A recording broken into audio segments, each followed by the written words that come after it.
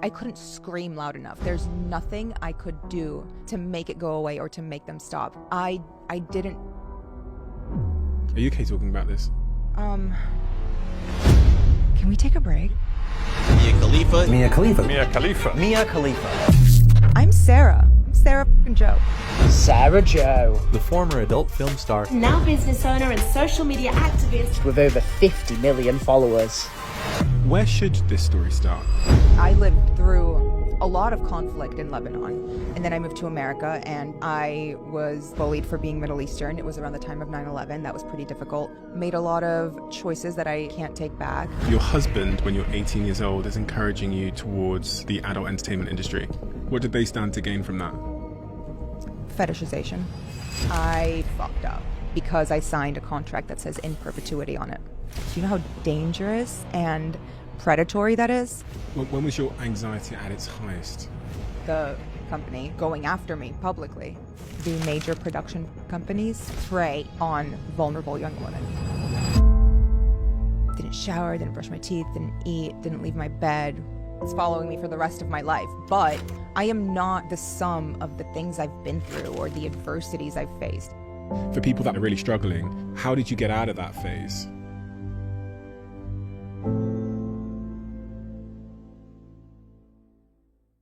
I have some breaking news. And no, this is an emergency. I've spent the last 2 years writing a book. And I've written 33 laws for business, marketing, and life that are derived from all of these conversations I've had here. I traveled the world to write this book. I interviewed some of the most incredible people.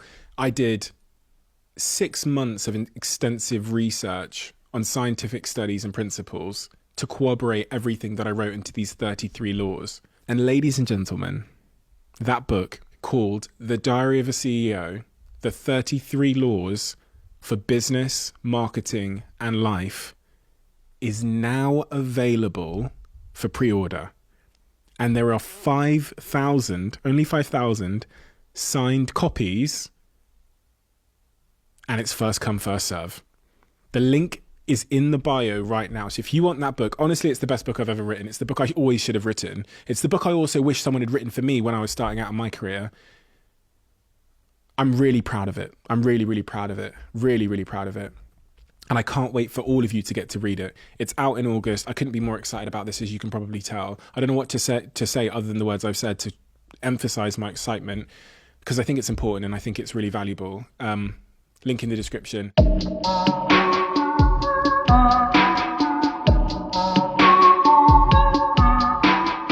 Where should this story start? Where does your story start? What is the most sort of pertinent moment that you recall from your memory that has shaped the woman that is sat in front of me today? It honestly feels like the last year or two. That's where my life started and where I should start, because the woman that's in front of you right now has been a work in progress and is still a work in progress. And I feel like I've been my most authentic and purest form of myself in the past year or two. Like, the closer to today we get, the more secure I feel in who I am and who that person is. But obviously there was a lot of other things that happened to get me to this point. But to answer that question, like a year or two. Let's start at the end then, which is today. Yeah. Why the closer we are to today, the more authentic you feel to yourself? Why? I'm going after the things I actually want, and I'm growing into my confidence, and the self-assurance that I've gained from doing the things I love and accomplishing my goals has formed who I am. And it feels really good, and it feels very validating. And it's just,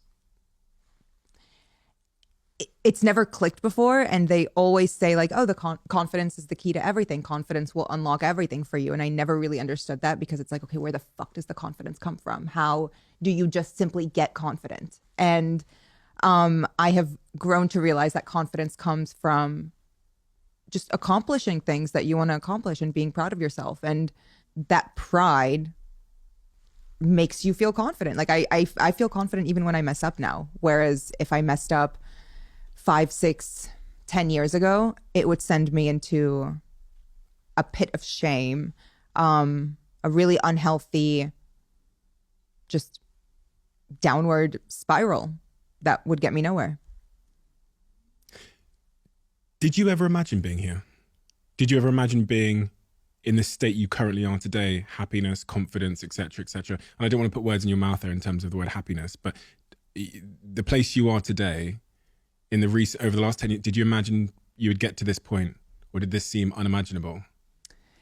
It seemed unimaginable for a while, but my mental health was also not as strong as it is today. There was a lot of periods in my life where I couldn't see past 48 hours, let alone 10 years. It was very day to day for a while. And I think that's why I'm so confident, because right now, if you ask me what I can see in 10 years, I feel like I can answer that. I know what I want. I know what my goals are and what I want to accomplish. So yeah, even in interviews 5 years ago, when they would ask me, where do you see yourself in 5 years? I would always say, I have no fucking clue.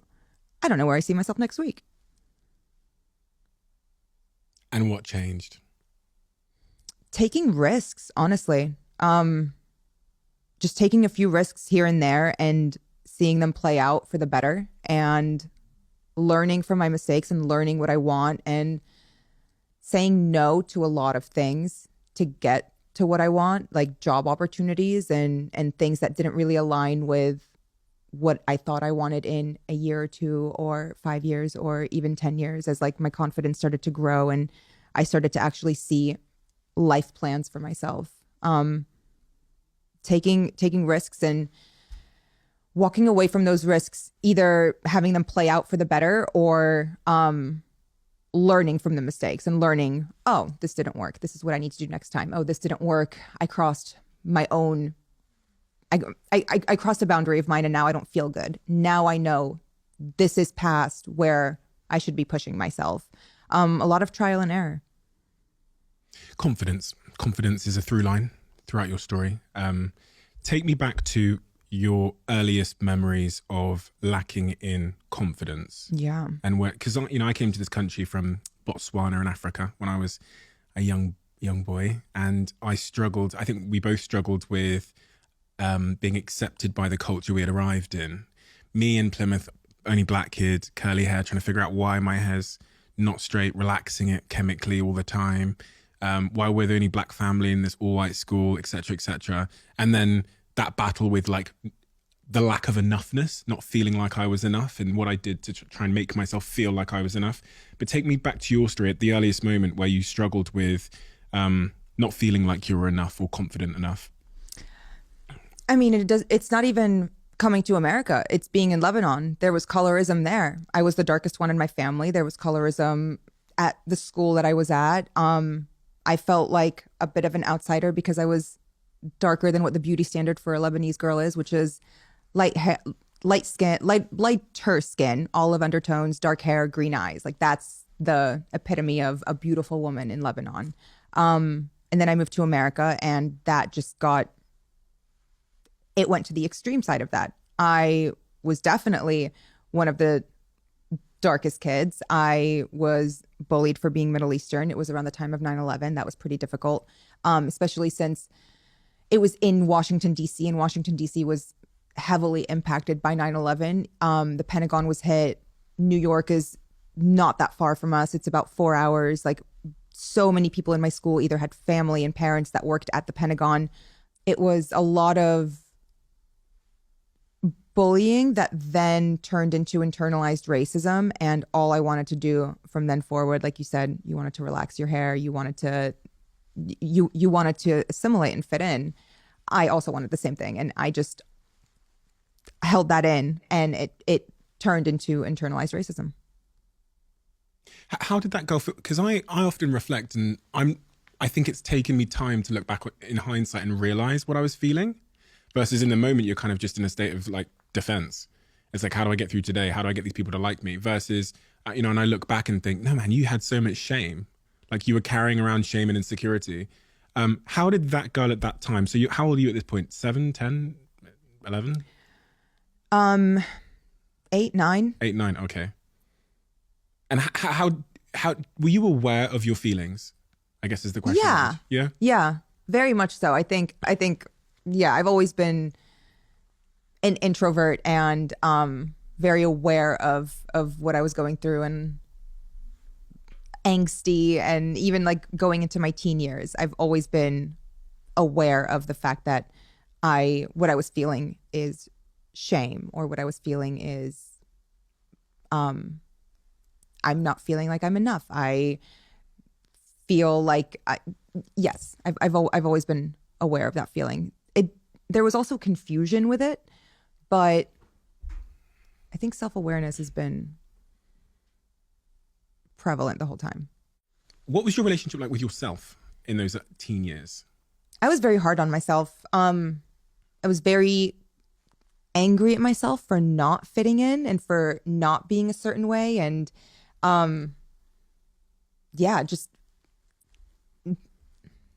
I did not like myself. I didn't like the reflection in the mirror, and me not liking the reflection in the mirror obviously affected my confidence, my self-esteem, everything. So in turn, I also didn't like the choices that I was making, which made me not only hate the reflection, but hate the person that I was with at the end of the day. The choices you were making? Yeah. I think insecurity leads you to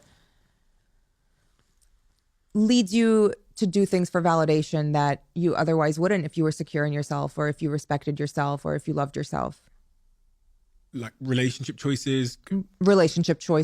Lifestyle choices, anything.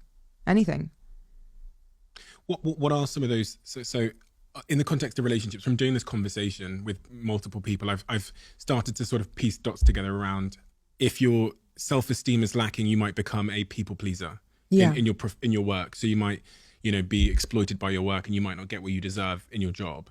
Is there anything else that you've seen as a symptom or a consequence of having real low self-esteem that people might be able to relate to?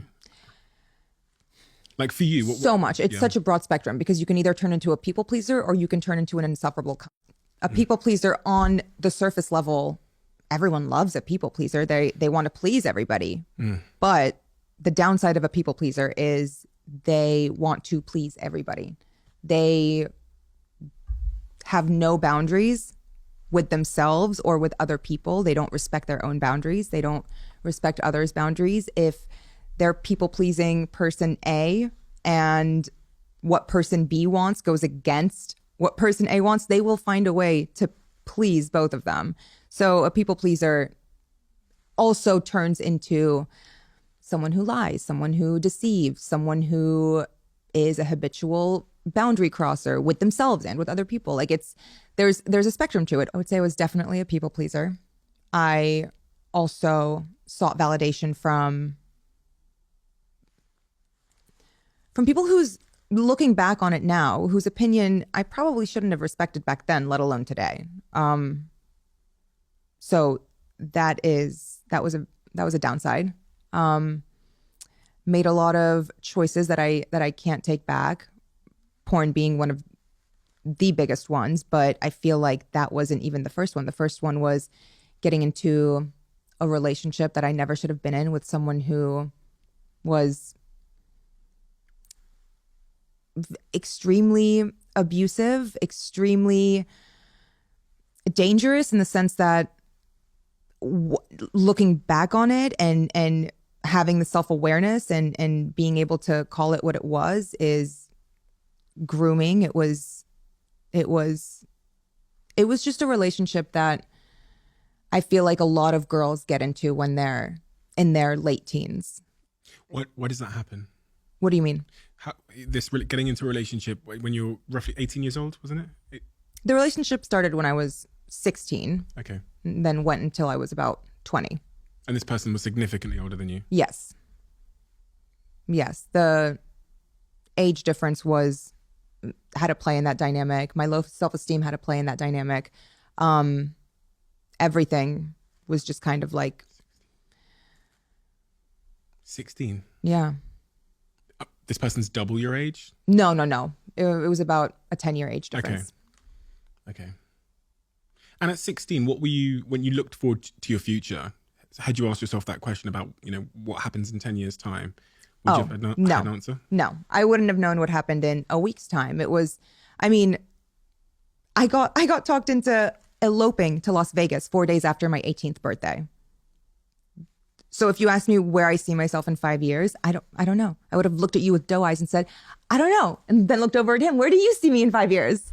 Like,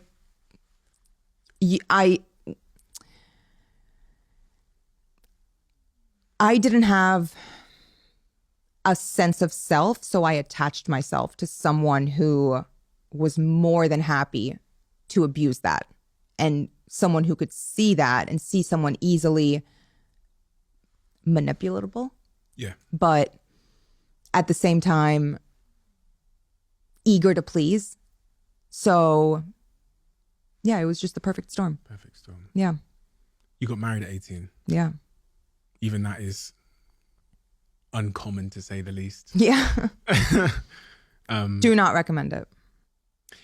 So when you say that this person clearly took advantage of several things that were present in you, whether that was low self-esteem or, just general inexperience and naivety of being a young woman, which direction in life did they push you towards? Did they push you towards becoming a really good partner to them, or did they push you in a professional direction, or did they pull you towards themselves? Yeah, it was there was no encouragement. There was no pushing towards anything. It was an extremely unhealthy relationship, and I even feel weird calling it a relationship because the dynamic was not one of a relationship. It was more one of someone who saw a toy to play with. They were the industry they were in is probably not the one that you're thinking of. They were in the army.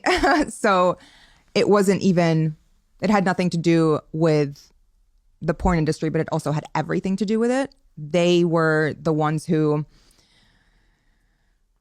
kind of put that whole world in front of me and encouraged it. And they encouraged it? Oh, very much so. Your husband? Yeah. I struggle to understand this. How so your husband, when you're 18 years old, is encouraging you towards the adult entertainment industry? It started off as just online. But then eventually, yeah, when I was asked to I was given a business card and told to think about it. I went home, I laughed it off, and the consensus was, you should do it. I think it would be great. That's what I mean. Okay, so you're I read this story. You were out at lunch somewhere. A guy walks up to you when you're how old? 20. And gives you a business card and says, if you ever want to consider getting into the adult entertainment industry, here's my number.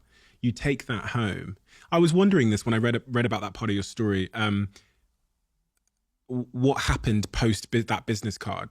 Because I was thinking, well, she was married, so I've got a partner. My girlfriend comes home and says, a man's come up to me in the street and given me a card and made me an offer like that. I'm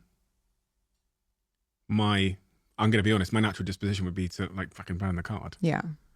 Well, they were also unhealthy, had mental health issues that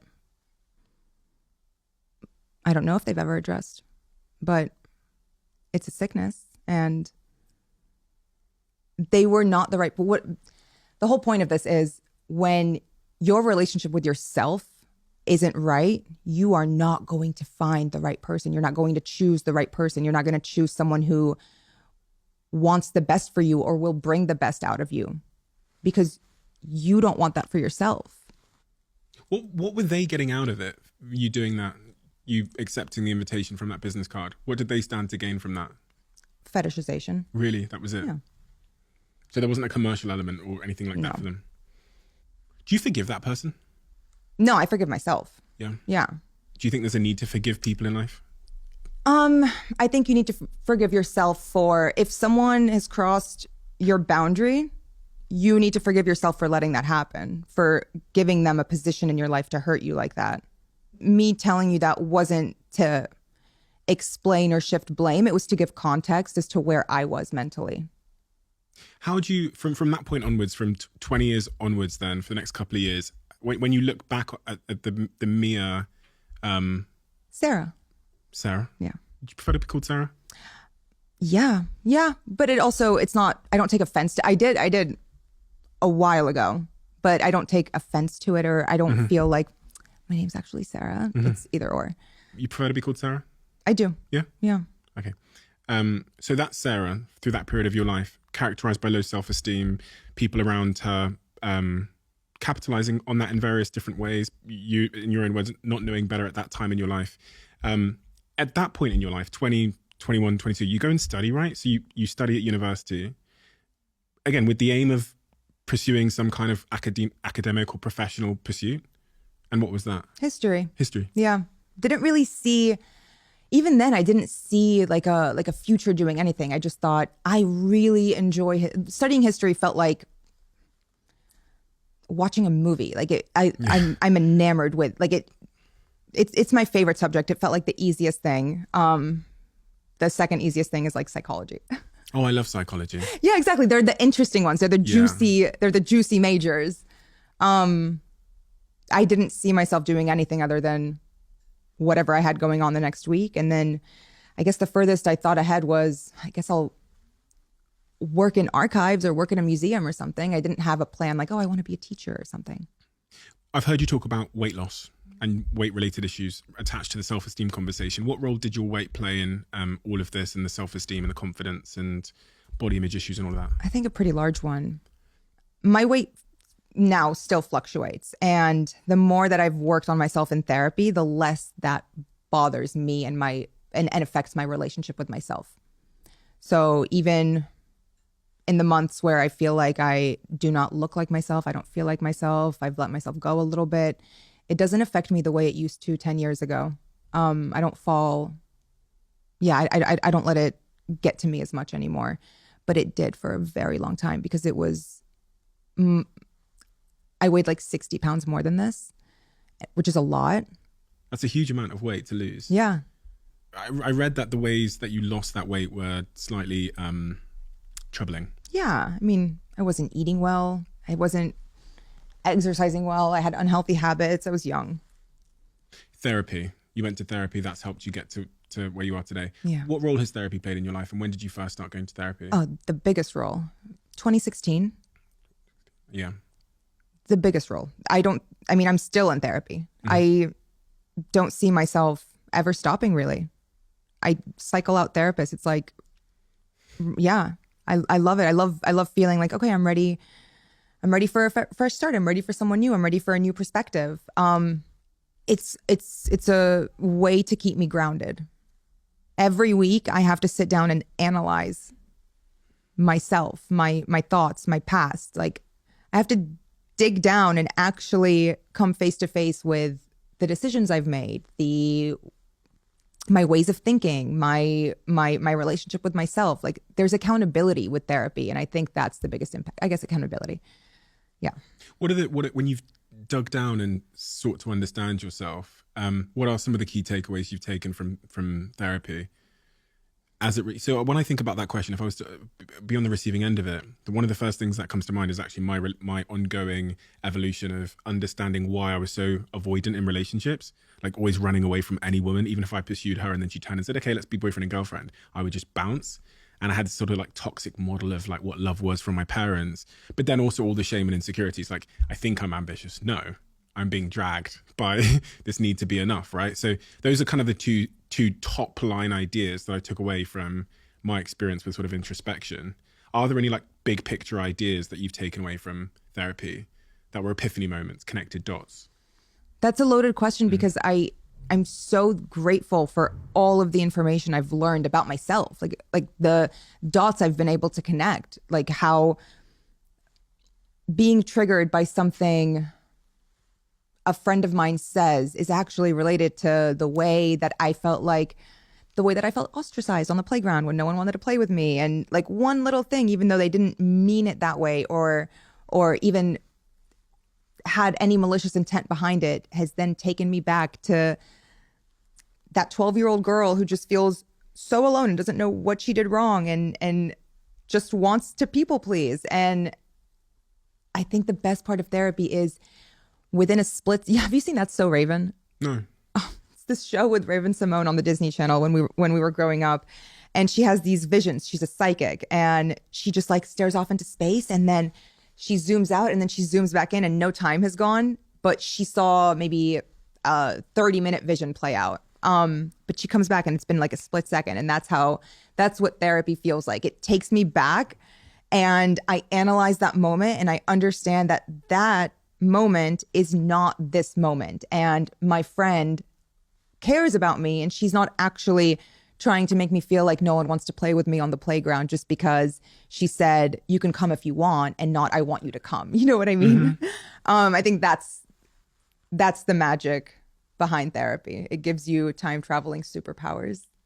Has it changed your perception of the period of your life where you enter the adult entertainment industry?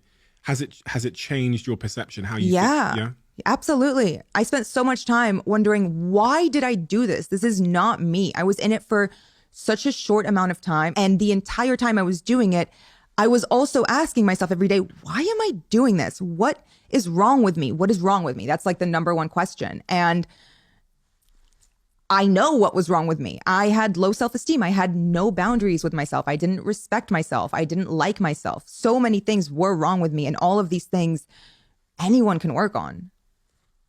It's hard. It is hard though. It's hard. Once you become self-aware, there's no going back. I think I cried more in the first 2 years of being in therapy than I ever did going through anything I did in my life. In my adolescence, in my early teens, and anything. This is why a lot of people don't go to therapy. It's hard. It's hard. That self-awareness is like, I mean, no. And especially once you start realizing things about people in your life that you've kind of put rose-colored glasses on for all your life, to make up excuses or to kind of change the situation in your head so that you don't actually have to face what the reality was, or the fact that, wow, this is actually a really situation. This person that I love, who's supposed to support me, who's supposed to be there for me, was actually not that great in hindsight, not even in hindsight, in 2020 sight, in actual vision. And the shedding that takes place when you become shedding. That's a great word, word. isn't it? Yeah, It's really that's accurate, great. That's 'cause it's exactly like how it feels. Slowly letting these little pieces go. What's interesting is when I read about your life post the adult entertainment industry, which was only a couple of months anyway, all in all, you sounded incredibly isolated. So when I think about the word shedding, I think of all these people that you're letting go. But in that period, you sounded like you were alone. I remember the story of you going to Austin and meeting your friend on Twitter, all those kinds of things. Take me to that period then. So you make the decision that career is not for you. What happens the next day, week, month, post that? Fucking loneliness. I was living in an efficiency. What's that? An efficiency is not even a studio. It's where this rug cuts off to that wall. That is wider than what it was, but definitely the length. My toilet, my bathroom sink was also my kitchen sink. There was no stove. There was a broken window that I had tape over, and there was only one window. It's a room. I think they're popular in South Florida, or like, I don't think you have them here because I don't think they're legal to like sell as living spaces. Very lonely, extremely lonely. But at that point in my life, loneliness was better than what I was doing before. And that, I think, was the start of the tiniest bit of confidence. That gave me the confidence to take the risk of moving to Austin and starting a new life. And I was so lonely. I was so broke. I was so lost. I was so confused. But all I was completely 100% sure of was, I don't want to do porn. I've never wanted to do porn. I'm never going to go back to that. And standing firm on my ground in my morals, in my boundaries, in just everything, that was like the tiniest glimmer of confidence starting to grow. Standing firm in my boundaries, even if I didn't know that was a boundary. I couldn't pinpoint it. I couldn't call it that. I didn't know what it was. I didn't have the verbiage or the knowledge or the self-awareness to call it what it was. But that was how it started. I would not, if I hadn't moved to Austin, I wouldn't have started therapy. I wouldn't have, that was the domino effect of, in a positive way in my life. It could have gone a completely other way, and it does for so many people. And I'm so, so, so grateful that I was able to get out.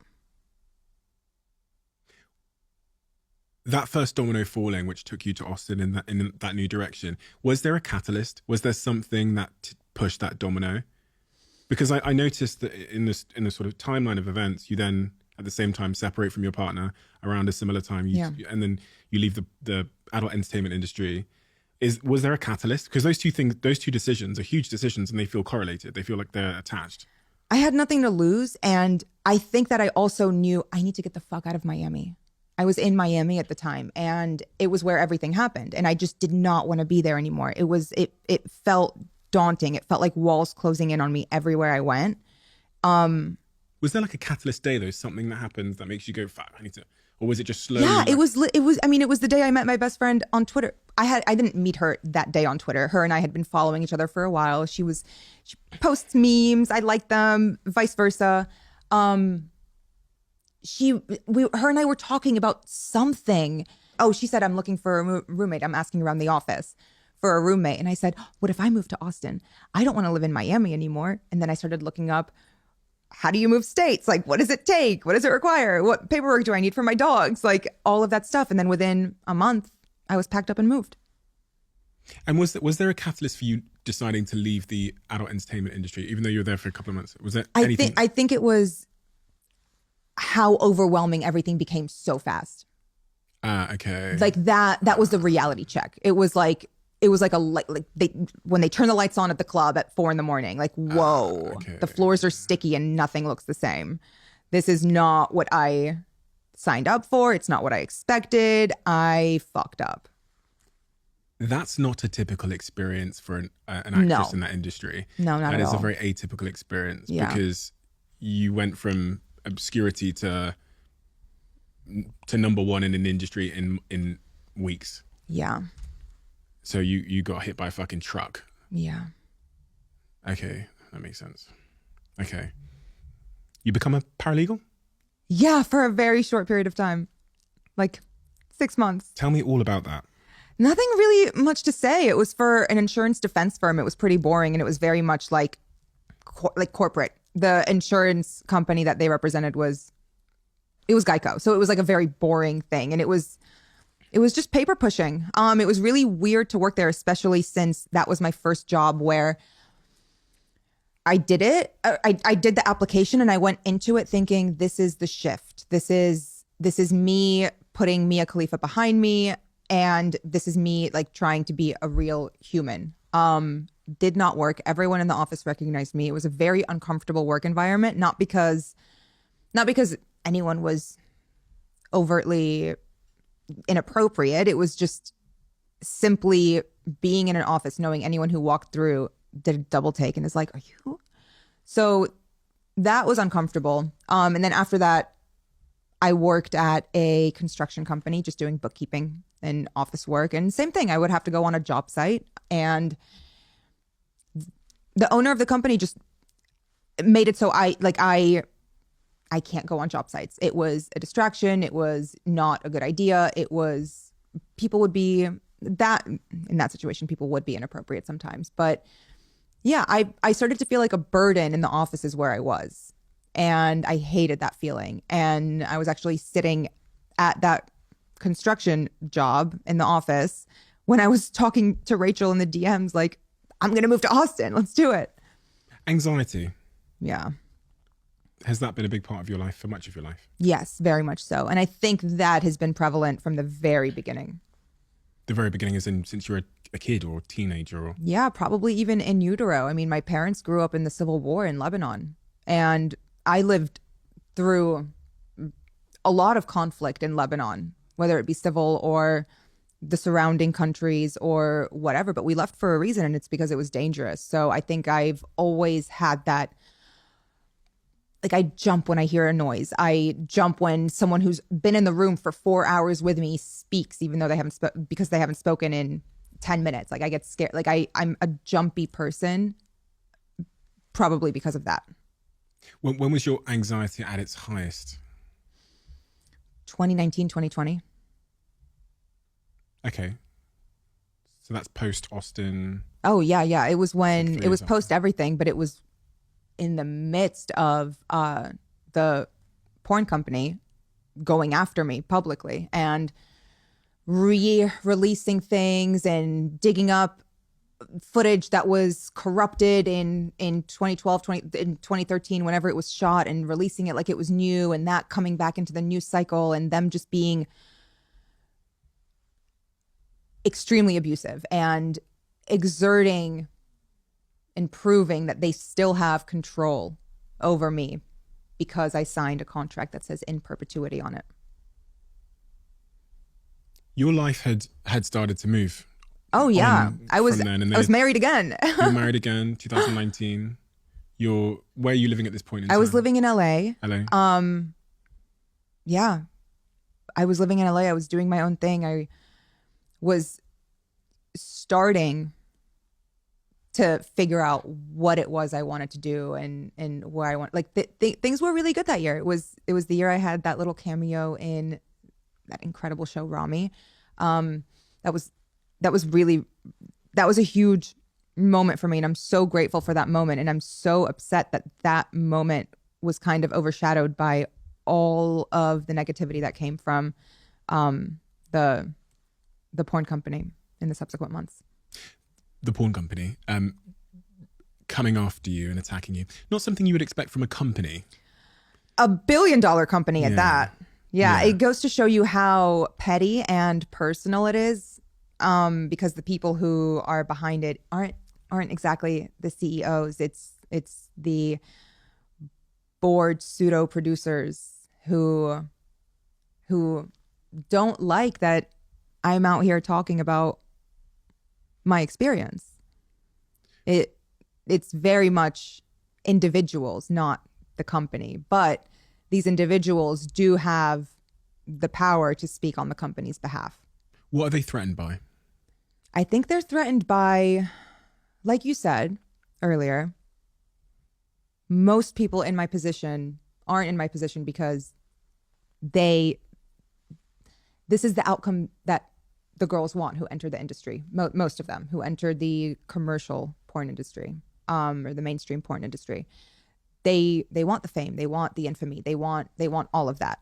And I think for the first time, these individuals are experiencing someone who is fully aware of what was happening and is fully aware of what is and isn't ethical, and has the platform and the resources to speak on all of those things. What is your opinion of the industry now? I have a very unfavorable opinion on it, but I do think that there are ethical and unethical ways that you can support sex workers and consume porn.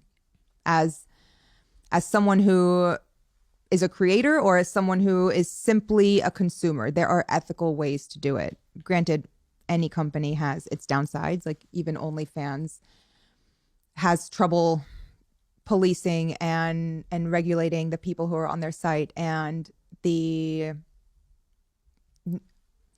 every company has its downsides, but I would say that the major production porn companies are all predatory and abusive and unethical and prey on vulnerable young women. And even me saying this, I already know that some of the responses back are going to be from women in the industry that say, no, it's not. No, it's not. It's great. It's fantastic. Everyone is so nice. I love this company. I love all of this. And to be honest with you, I think that rhetoric is grooming. I think that if you're going to enter the industry and you're going to be an advocate for it, it has to come with a caveat. And that caveat needs to be, you shouldn't enter the industry unless you've already kind of been in the industry. It shouldn't be a first option for you. Like that shouldn't be something that you simply go into because you like it. Think about it more. Wait on it more. The age to go into the industry should not be 18. You're putting contracts in front of 18-year-old girls that have the words in perpetuity on them. Do you know how dangerous and predatory that is? These are 3, 4, 5 page contracts. Jesus Christ. I mean, any contract when you're 18 years old, although it's like reading a The different legal language. verb, it's Yeah. jargon. It's literally another language. Yeah. I was thinking about Miranda rights. We don't Yeah. really have like Miranda rights. We have our own version of it here. But you What do get you do? Sing read- God Save the Queen? I don't know. Fucking, I've never been arrested. I'll let you know. but you get read your Miranda. I watch all of these like a US crime interrogation videos. It's like how I fall asleep. Don't worry about it. Oh, wow. But I see them Let's being go read. back to anxiety. Yeah. I see them being read their Miranda rights before they get interrogated, and then they get offered a lawyer. Yeah. Seems like maybe from what you're saying, that's not a bad idea. No. If there was some kind of like implications clearly stated to people that are considering entering the porn industry at a young age, and the opportunity to have a lawyer or at least legal representation to impartially explain as a third party the potential implications for better or for worse, you know. I don't think that's ever going to be possible unless the laws change around around the rights that they have. It's just those two words, in perpetuity. It's Perpetuity. What vicious words. Yeah, The not worst word. forever, not in your lifetime, not in our lifetime, in perpetuity of all lifetimes in all existence. Who needs that much control over a young woman's body?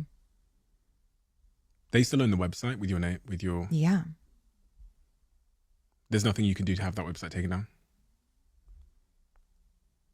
I mean, there is, but it's a very expensive lawsuit against $1 billion corporation. It's a conglomerate. They also own Bang Bros isn't the only company under that umbrella. It's a very wide reach.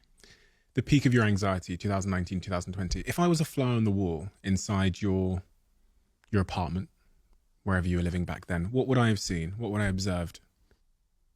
Didn't shower, didn't brush my teeth, didn't eat, didn't leave my bed, was crying all the time. Anytime I would open my phone, I felt like a prisoner in my own body and in the world, more so, not just in my own body, because I couldn't scream loud enough. There's nothing I could do to make it go away or to make them stop. Honestly, the worst part about it was I knew that if I went on and actually spoke about how much it impacted me, that's what they would want. That's exactly what they would want.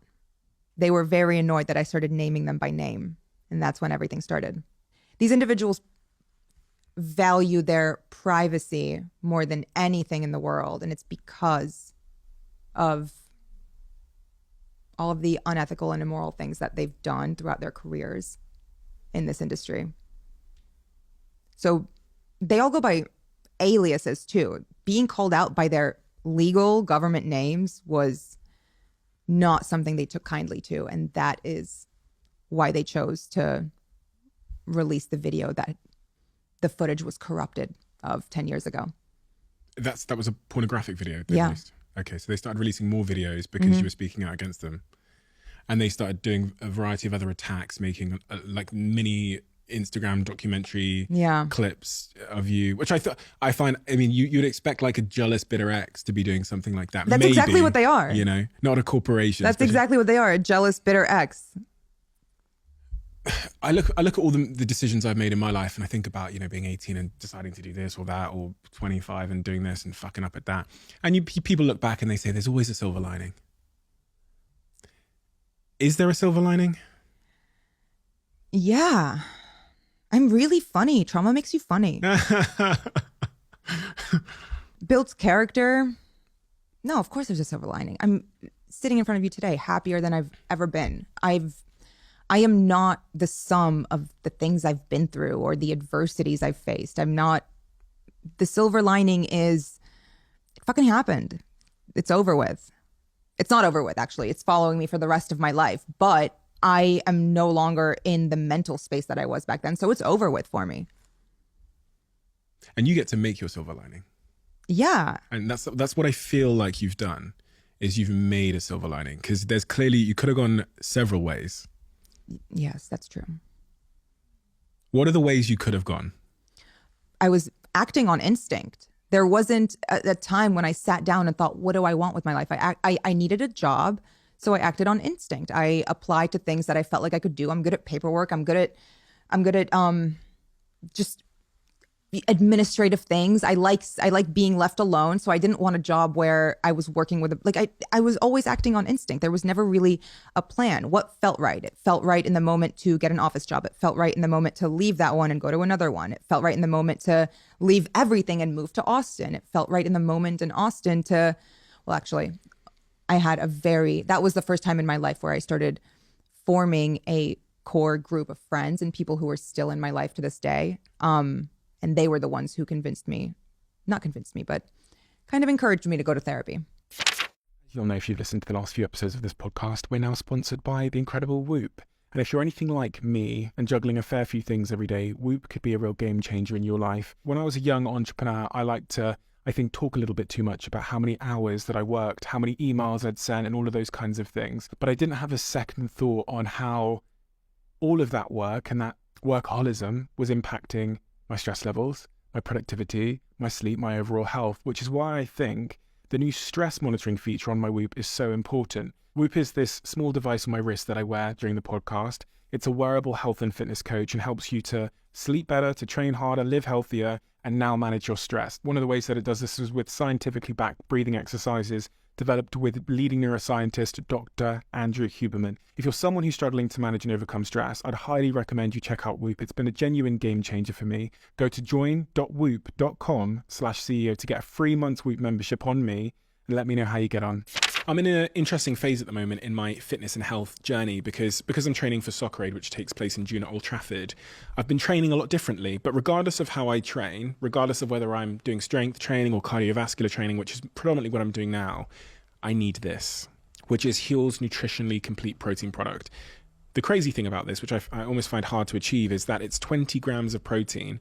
You get 26 vitamins and minerals, and it's only roughly about 100 calories, 105 calories.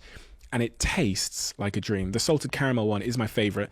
I've got the second favorite option of mine in front of me, which is vanilla fudge. Both of them taste amazing. A little bit of ice in it, it tastes like a fantastic, healthy milkshake. Give it a try. If you haven't already, this is actually, next to RTD, this is my favorite product from Huel. It's the product that I use the most from Huel. Try it. Love it. #1 protein powder. Depression, another word. Different to anxiety in many respects. Yeah. People often characterize it with like thoughts of the past, and they think of anxiety as worries of the future. Depression's another word that I read a few times throughout your story. Again, is that something that's kind of been with you throughout life, or was that post moving to Miami? It was really that 2019, 2020. Oh, really? Yeah.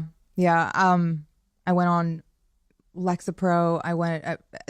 That was when, maybe I was depressed, but it was never diagnosed. I had 2 therapy sessions a week and a psychiatrist, and I was on Lexapro. I was on propranolol. I was on beta blockers, everything for anxiety, depression, all of that. All of that was in 2019, 2020. When everything started to kind of get rehashed, and I felt like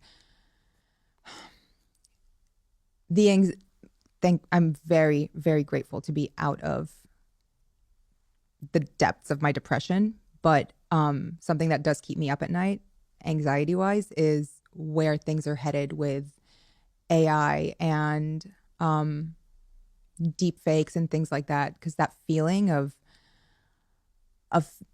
being violated all over again and having no control, like it's like trying to run in a dream. As hard as you try, it's impossible, and it's a very daunting feeling, and you feel claustrophobic, and you feel like you're trying to breathe underwater, and all of these really, really awful things that are out of your control. That's what that feels like. And I try not to think about it for too long, but The AI stuff feels like that, and the deepfake stuff. yeah. Okay. Yeah, it's fucking terrifying. Yeah. Were people worried about you 2019? Did you have people around you that were worried about you at that point? I did. I'm very grateful I did. Because I'm trying to think of this step people take when they go and have therapy, or they go to the doctor and say, listen, something's wrong with me. You're at home, this stuff's happening online, this porn company are targeting you. What was the catalyst in that moment to make you go, do you know what, I need to go get help? Oh, I was still in therapy. Yeah, and my okay. therapist said, you need a psychiatrist. Really? Yeah, he said, like, you need a psychiatrist. I can't prescribe you antidepressants. You need a psychiatrist. Here's some recommendations. Again, so what's life like? I joined a TV show. So things changed for me. You know, people start stopping you in the street and coming up to you in the gym and stuff. And, you know, it comes with the territory of what I did. I was well aware of what I was getting into. Also, I joined the TV show when I was like 28, 29. So you kind of like, you're probably a bit more prepared mentally for things and you understand the world a bit better and you're not trying to impress people as much as I was when I was younger. But it was still an adjustment, to say the least. What was life like for you, that post-Miami period? You're now moving on with your life. You're trying to, you know, this porn company come for you. What is life like day to day when you go to the coffee shop? I'm kind of glad you asked that because it's a huge contrast to what it is now. Even though it's kind of still the same, I would get recognized and I would get come up to and I would get asked to like take a photo with someone all the time. But my reaction to it is completely different than it is now.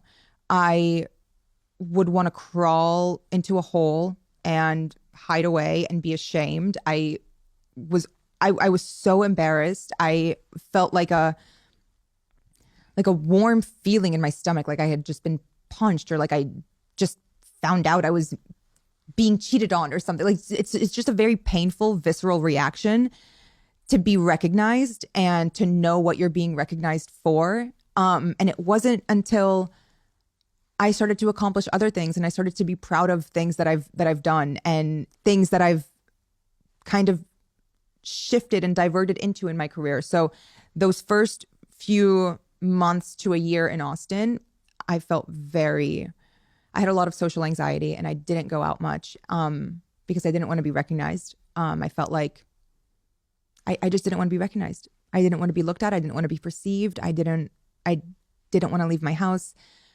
None of that. But is that a form of like self-hatred? Because you're like, because it was more so the people who were coming up to me, college guys, like men, you know.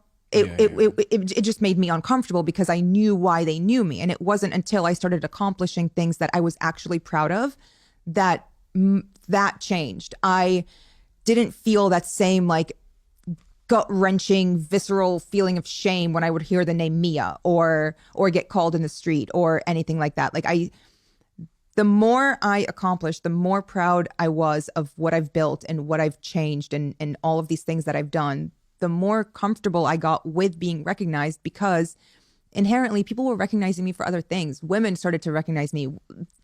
Everything kind of shifted. The more that I do and continue to do, the more that changes. Like I rarely get I get come up to more by women now than by men. And I love that. What was that path out of there's a book from a psychiatrist I had on this podcast called The Path Out of the Jungle. For you, what was the path through the jungle, sorry, but what was the path out of the jungle for you, that 2019 depression period? Like how did you, for people that might be in that situation right now where they're really struggling, was it just time? Was it community support? Was it the medication? How did you get out of that phase? Everything. All of that combined, truly. I don't think I could have done it without, shout out to Lexapro, without the Lexapro, without my support system, without my job, without people in my job encouraging me to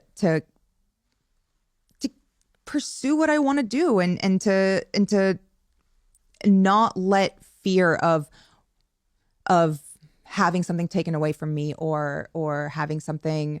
You had that fear of having it taken away from you? Yeah, of course. They're constantly threatening me even using the name Mia Khalifa. They're threatening you using the name Mia Khalifa? They think they have ownership of it. Okay. Which they do not. It's my dog's name. And they tried to convince me not to use Khalifa because they said, no one's going to know how to spell it. But yeah, I'm constantly in fear of, they're $1 billion corporation. Yeah. The amount of lawsuits that they field on a daily basis. They're being sued right now by a company that does MLB trading cards because they're trying to do trading cards of actresses. You're married around that time, right? 2019. Yeah. A lot of what I read said that marriage had fallen apart because the attention you were getting was difficult for your partner. I don't know about that. He's also Famous. no. Well, he's a very popular chef. Okay. But no, that was more of irreconcilable differences. No, I'm just kidding. It was a lot. We were in therapy for a year. Okay. An entire year. We tried. We were separated for 3 months. I lived at an Airbnb. I moved out of the house. Like we tried. It was more so it just very much came down to we got married too early. We got married too soon before we actually knew each other. We got married in the honeymoon phase, and we were just very different. TikTok. Yes. You've become a TikTok sensation.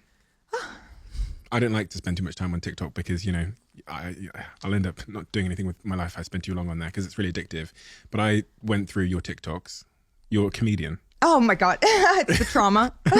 No, but you're incredibly successful on TikTok. I think that TikTok is my favorite app. And I think that I'm very lucky that TikTok is just, it's where I spend the most time. I kind of just get it. I get it. It was very easy for me. I love TikTok. So suits your personality. Yeah. You've cultivated a group of people there, a huge group of people, almost like 30 million people or something crazy, who love that side of Sarah. Yeah. The women on my TikTok are amazing. I'm very, very grateful for the community of women that I've found on there. A second ago, you said about 10 years' time, plans for 10 years' time. You said now you have an answer. What is the answer? The answer is 2-car garage, decent backyard, 3 very successful, still operating companies that I'm very heavily involved in still. I don't plan on retiring anytime soon. And hopefully a kid on the way. Ooh. In order to have a kid. Now, there's a couple of routes to having a kid. That's not true. In order to have a kid, you can adopt one, you can steal one, or you can have your own. All of these paths. I mean, I'm sure there might be a fourth path that I'm not thinking Yeah, I of, wouldn't mind stealing a 4-year-old, someone who's already like into cartoons and stuff. So maybe that's the route I go for. Are you in a relationship now? No. You're single? Yes. How are you finding that? I talk a lot about my guests about relationships and how dating in the modern world is really, really tough. It is tough. It sucks, especially for a certain generation that I think got caught between like the digital world and like the analog world. Yeah. Do you find it tough? Obviously, people know who you are. You're famous. You're super famous. You've got like 60 million followers plus. Do you find it tough to date? Very, very. But I'm also not trying. I've been a serial monogamist for a while. I got out of a long-ish term relationship a few months ago. But yeah, it's difficult. It's difficult, but I also haven't tried. But I don't know what I'm expecting. I haven't gone into the dating world in maybe 6 years. I've been in long-term relationships. What would make a great partner for Sarah? What would they have to have? What would be the jigsaw shape? Emotional intelligence and a good relationship with their therapist and with therapy in general. Someone who's constantly working on themselves and is self-aware and understands the ebbs and flows of life and emotions and how it's not always going to be even keel, how it'll oscillate, but oscillate doesn't necessarily mean go from good to toxic. It means go from good to needing a little more support than you normally have. Men are not necessarily the best at emotional intelligence, but I think I'm not ruling out women. Yeah, good. And business. 3 businesses. The jewelry brand. Can you tell me all about your jewelry brand and the inspiration for that and your vision for that? I'm really, really excited to launch it. It's called Shaitan. The inspiration is every woman who I've ever admired, every Arab girl who chooses yellow gold over white gold, just women in general, huge inspiration behind it. It's body jewelry for the most part, but it's also lifestyle. It will launch imminently. And yeah. Why did you choose jewelry? Because I love it. I was custom making the things that I wanted that I couldn't find easily. Hand lariats and foot lariats and belly chains and bra chains and like all of this stuff was extremely hard to find. So I was custom making it and paying a lot for it. So I'm very excited to put out something that is extremely delicate and precious and beautiful, but also affordable. You know, when you think about like the ingredients list of your own happiness right now in your life, what is on that list of ingredients? What are the like factors that need to be present for you to feel like stable and full? I would say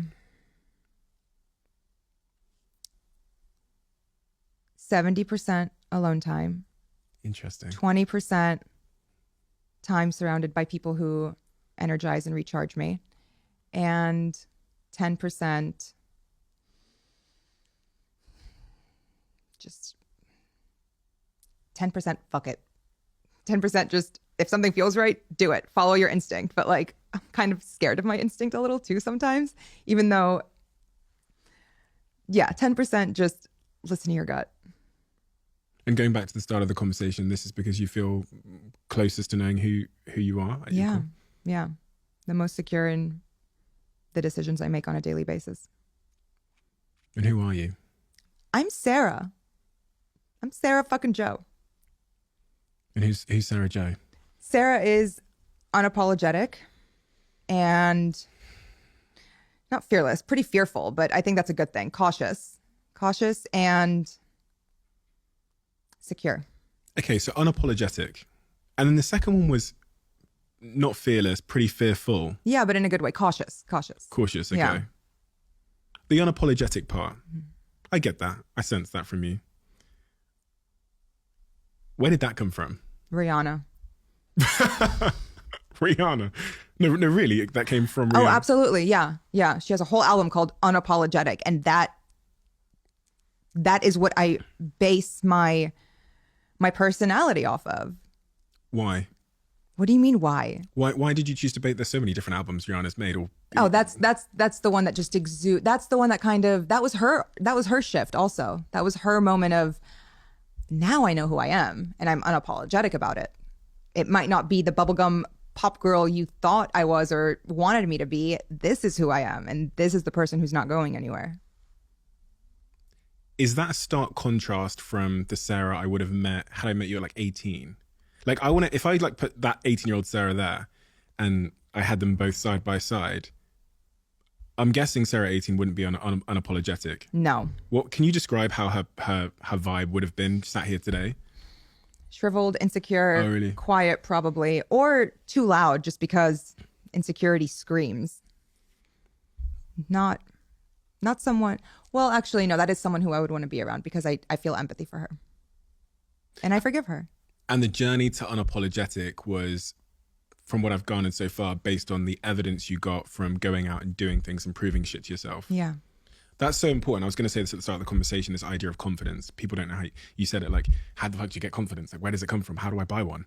But from your own experiences, it's the evidence you gain from doing shit that changes your beliefs. Exactly. It's all evidence. Yeah. You have evidence for, like, low confidence is negative evidence. Yeah. And the confidence you've built over the last couple of years is from doing really cool shit. Yeah, exactly. We have a closing tradition on this podcast where the last guest leaves a question for the next guest. Okay. And they leave it written in this diary. Oh. Aristotle said, "Give me the child at 7 and I'll show you the man or one. Is it true that the first 7 years of your life make you who you are?" I think they have a huge impact, just psychologically. I think those are very formative years. Yeah. 7 years old, you could have whispered some words into Sarah's ear. What would those words have been? You're amazing. You're enough. You're perfect. Thank you so much, ma'am. Thank you. Sarah. Yeah, that's okay. Learning about your story and really like the reaction to the mistakes you made when you were younger is incredibly inspiring for me, because we all make decisions, especially in our younger years, that, you know, through naivety or coercion or whatever it might be, we're not necessarily, we wouldn't make those decisions again. And the way you've responded to that and built the life that you're building now off the back of that, and the audience you've built around TikTok and social media, around your personality and your humor, is incredibly hope inspiring. It gives me a lot of hope that regardless of the steps I make in my life, there will be there's a way through. There's a way through the jungle, and that's what your story represents to me. It's an incredibly inspiring one, and you're an inspiration for that very reason. Thank you. Thank you. I appreciate that. As you might know, this podcast is now sponsored by the incredible Airbnb. And Airbnb have saved me many, many times whenever I'm working away or on business trips or on holidays. But have you ever thought about whether your home could be an Airbnb when you're away on business or on holiday, or even just a part of your home? Let me explain. Maybe your roommate is moving out and you're thinking about what to do with the extra space. Or maybe you have a spare bedroom that you've never used. You could Airbnb it and make some extra cash for bills or to pay for anything in your life, holidays, or just for some extra money. I've Airbnb'd my place previously, and honestly, the process couldn't have been easier. It's something I'd highly recommend you all to check out. Your extra room, that extra space you have in your house, you might be surprised how much it's worth. I was surprised how much it was worth. And you can find out how much it's worth by going to airbnb.co.uk/host. That's airbnb.co.uk/host. Check it out.